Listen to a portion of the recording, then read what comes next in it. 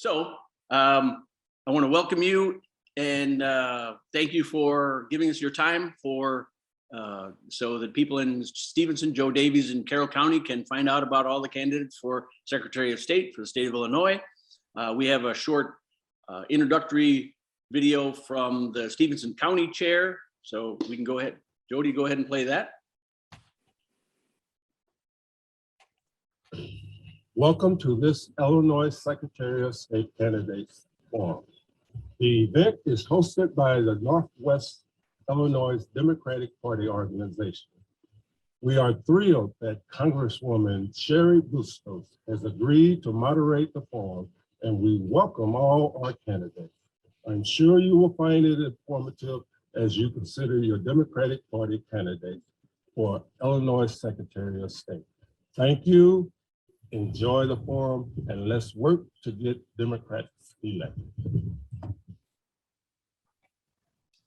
Okay, so a couple of the ground rules. We want to make sure that all the candidates answer only the question before them and refrain from addressing any other candidates. The organizations coordinating this don't make any endorsements for a Democratic primary. So our main purpose, our intent is for all the candidates to have their best showing and to energize our voters and to encourage Democratic voter turnout and for more people to be involved in the election process. 8 questions from local guest presenters. And now to introduce the candidate we're talking to today, Anna Valencia. So please, 2 minutes. Hello, thank you so much for allowing me to be here today. I really appreciate it. I'm Anna Valencia. I am the city clerk of Chicago. I'm the second woman to ever hold that post since the creation of Chicago. But before that, I actually grew up in Granite City. I'm from the Metro East area. My dad is a union painter, 37 years on the job. My mom worked at a nonprofit for over 20 years, making just $25,000 a year.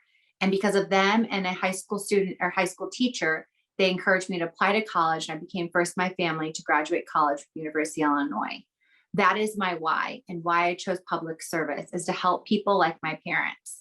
We start out in this world not at the same starting point, and so I believe that government can be the great equalizer to allow us to get to finishing point, allow myself to be running for Secretary of State. I've been the city clerk the last 5 years. I've held executive office. I've done many programs, the city key municipal ID card, a government program that's a government ID, library card, transit card, and prescription discount card. We've reformed the fines and fees practice of Chicago. We're modernizing our complete office, digitizing and going paperless next year, an array of different programs. So I'm happy to be here and talk about what we're going to do as Secretary of State. Excellent, thank you. I also want to thank the people who put out, if you are watching today, you probably got a postcard in the mail. We got 400 or 500 of these out to local residents so that they can all tune in, and thank you all for tuning in. The first question is presented by Scott Thompson, owner and CEO of the Big Radio Group. Scott Thompson is also the host of the morning show on 93.7 FM.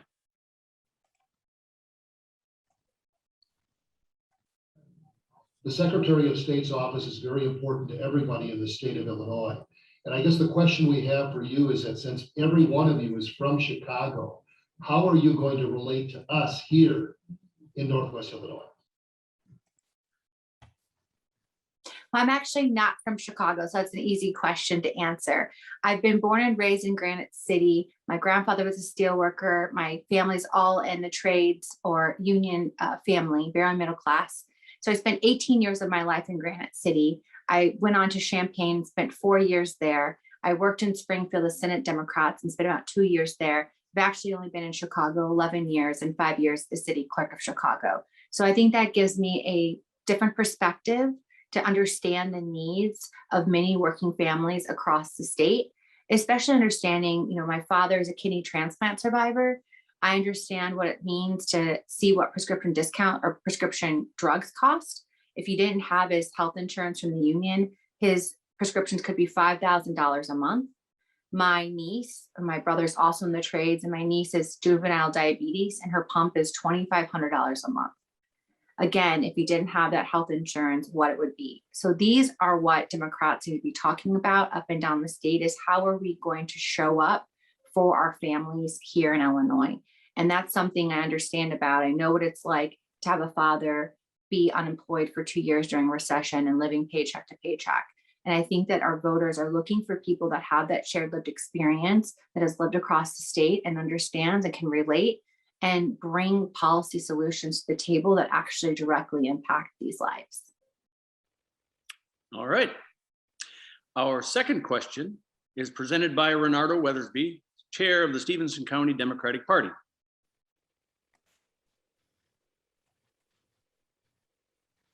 Voter suppression legislation that has passed in several states since the 2020 election and questions about election integrity are in the news every day.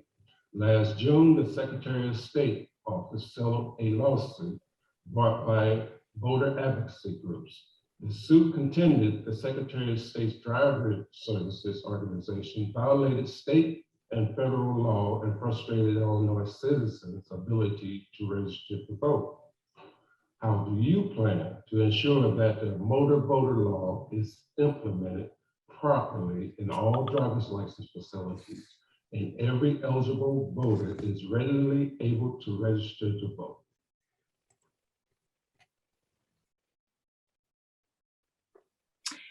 So I think that is very important. We know that states around us are trying to take us back in time. We see that happening also in DC, the fight about voter access to the ballot. And so as Secretary of State, I have a couple of ideas. One, I think we need to make sure that we have the most access to the ballot in the country, and we can lead on this.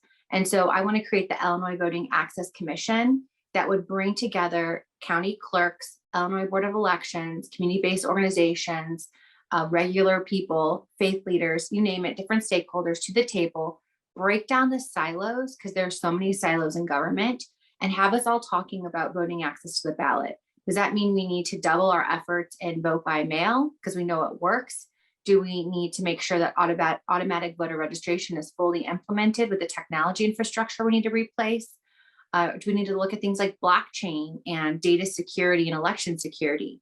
I also want to create a youth paid jobs program called the Civics Corps, allowing our young people, regardless of your zip code, to have a paid internship, registering voters in hard to reach populations and in their own communities, also empowering them now and how to be civically engaged. Because growing up in Granite, I didn't really understand how it worked. I didn't know anyone in office. I didn't see anyone that looked like me holding office, and I couldn't afford an unpaid internship. And so we need to make sure that it's paid so that our young people have access to put this on their resume and their foot in the door to maybe decide to run for office or join government and public service. And so I think those different issues of expanding the ballot with our Civics Corps and the Illinois Voting Access Commission is one other way to make sure we fight against suppression. Excellent. Our third question is presented by Colton Haven for the Young Democrats of Northwest Illinois. The Young Democrat of Northwest Illinois wants to know, how will you improve customer service to promote accessibility to information on services for new and young drivers? Great question. Accessibility is something that we have to often talk about because it's who has access to information. And if you don't have access to information, you don't understand what resources are available to you in government. One of the biggest challenges, I think, is broadband access.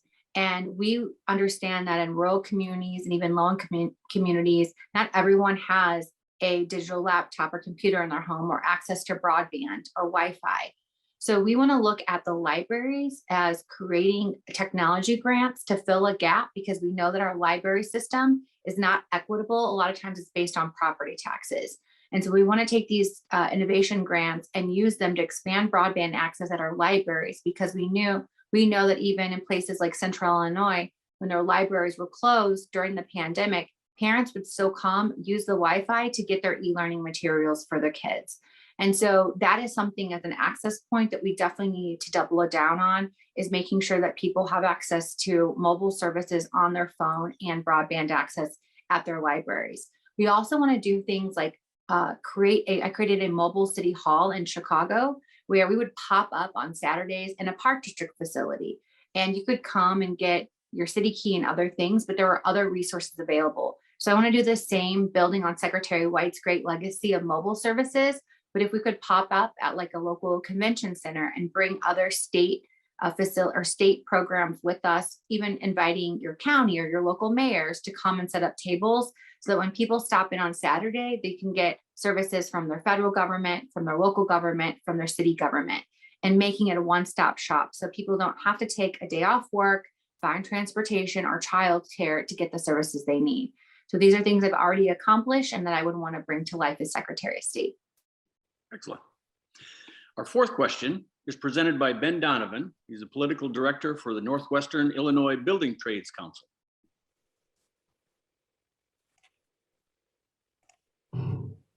Candidates. As you may know, many Secretary of State facilities in downstate Illinois are not actually owned by the state of Illinois, but are leased from local landlords. Many of these landlords skirt Illinois prevailing wage law and other regulations by completing renovations on their facilities before the Secretary of State moves in. As Secretary of State, will you require that local landlords that want to lease from the state of Illinois use prevailing wage labor and work with contractors that are affiliated with apprenticeship programs? Absolutely, 100% yes. Again, my father has been in the trades for 37 years. The only way we made it to the middle class and his daughter made it to college, both daughters made it to college, is because he was paid a prevailing wage. He was able to have health insurance and benefits for his family. And so we need to make sure those jobs stay a promise for other families to get into the middle class and stay in the middle class. If we don't, there will be such a large gap between the haves and have-nots. And so you have my commitment to make sure that every project we use union labor so that we can make sure our men and women and our families get what they deserve and opportunities that they deserve. Perfect, thanks. Our fifth question is presented by Kathy Wilkin for the Carroll County Democrats. Carroll County Democrats want to know, will you commit to keeping the driver's license facility open in Chadwick, Illinois? Yes, we want to keep the facilities. I have no idea at first coming in where the facilities all are. So the first thing that I want to do coming into office, and we did I did as city clerk, is doing an audit of where all the facilities lie and if there's any gaps in between. We may need to look at creating additional opportunities for facilities. We may need to fill these gaps in a mobile or regional pop-up that I talked about earlier and having services on a Saturday or a weekday or evening night in those gaps where we don't have a facility full-time or 7 days a week. But I have no plans to come in there and just make a bunch of changes without talking to you, without talking to stakeholders in the community and understanding the decisions and why we need access to certain things. Maybe you need a CDL service there. Maybe you don't. Maybe you need a new business center that also can be your DMV facility. We need to hear from all of you before we make any of those decisions. I believe in a bottom-up policy decision-making, not a top-down. And so you'll definitely hear that a lot when you're talking to me about collaboration, about great communication. That's what I want to make sure that we're doing at all times as Secretary of State. Excellent, thanks. The sixth question is presented by Pat Norman, president of the local chapter of the NAACP.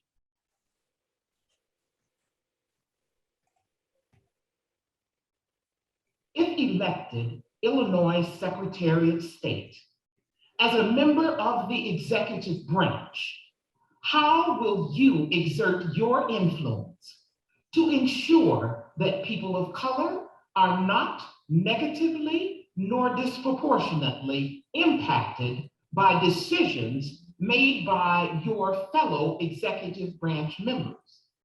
Decisions concerning social justice, voting rights, and elections. So, how will you use your influence and not yield to political pressure? Thank you so much for that question. To me, it's about your values. And those are all values that I stand with. Equity, justice, representation. I think that's all very important. As we look at this historic election, either me or Pat Dow will make history of being the first woman and woman of color to be Secretary of State in our history. And I think it's about time. when we're talking about our perspectives and what we bring to the table, I think we all have unique perspectives, especially when you come from a diverse background or a diverse area. And so that is really important. It's also important that I live my values. And so as city clerk of Chicago, I used to get some kind of criticism. People would tell me to stay in my lane, but that's not what I think public service is about. If you have the capacity and platform to do so much more, you should speak about it more. And I often like to share my platform with others to speak about those, about justice, about gender equity, about representation, about making sure that everyone has a seat at the table. And most importantly, that those people, when they have a seat at the table, they also have their voices are empowered and they're able to lead there. So I'm very, very proud of all of our numbers in my office about who in my senior leadership. I have a lot of women of color, a lot of different walks of life that work in my office, which I think is very important. And all of the initiatives we've worked on, whether it's our women and girls in our next initiatives, our next gen initiatives with young people, all has a piece about equity and justice in. So you have my commitment, no matter what, that you will be able to use this platform to speak about good and speak about all the things that we found important and most importantly, our values and living those fully. Thank you. Our seventh question is presented by Jennifer Kanoski for the Northwest Illinois business community. Northwest Illinois businesses would like to know, would you automate notices for expiring LLCs and not-for-profits registration by email rather than only through U.S. postal mail as it is now?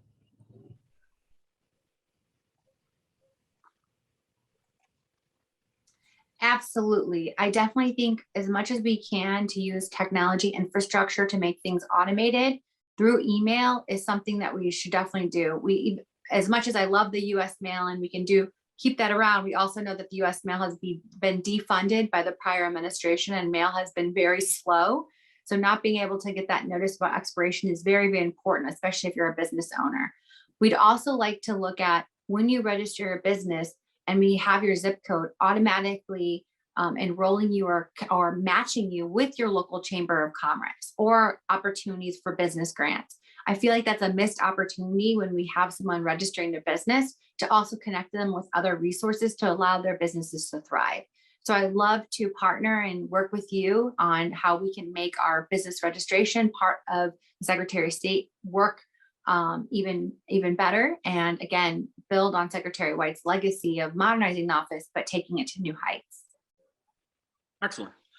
Our eighth and last question is presented by Kate Freeman, acting chair of the Joe Davies Democratic Party.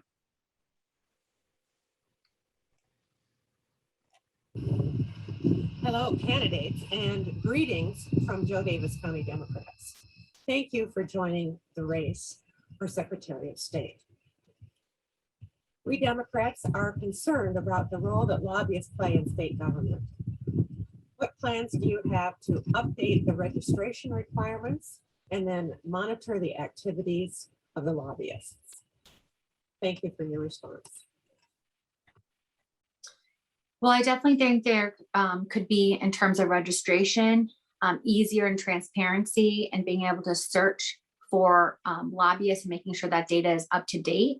I know in our own office, at the city clerk's office, I oversee all the legislative measures that are kept by city council, and our system is very outdated. And it's hard to use certain very simple search criteria to find what you're looking for. So we want to make the searchable engine at the Secretary of State's office more easier searchable for what you're looking for. So it doesn't feel like we're hiding the ball and it's very transparent and open. I also know that Speaker of the House and the House Democrat, or the House and the Senate, are taking up a large ethics package that I believe passed during a veto session that I want to make sure that is fully implemented and we also can incorporate in our office as Secretary of State's office. So you have my commitment. And again, happy to work with all of you to be collaborators, to understand and really listen on what are the things that are working and what are the things that are not, and how we can improve using technology. Excellent. That was our last question. And I certainly want to thank you for taking your time. I know you've got some campaign travel and stuff that's planned right now, I wanted to invite you for 2 minutes of closing remarks. Thank you so much for having me. Again, thank you to my friend Congresswoman Sherry Bustos for moderating. I am sorry I couldn't be there in live, but I really cannot wait to come and visit all of you soon. I am running for to making sure not only that my daughter sees that women can be in executive office, she's 18 months now, but also so that young people see that there's an opportunity for no matter where you grew up or your zip code, that you can too be a leader.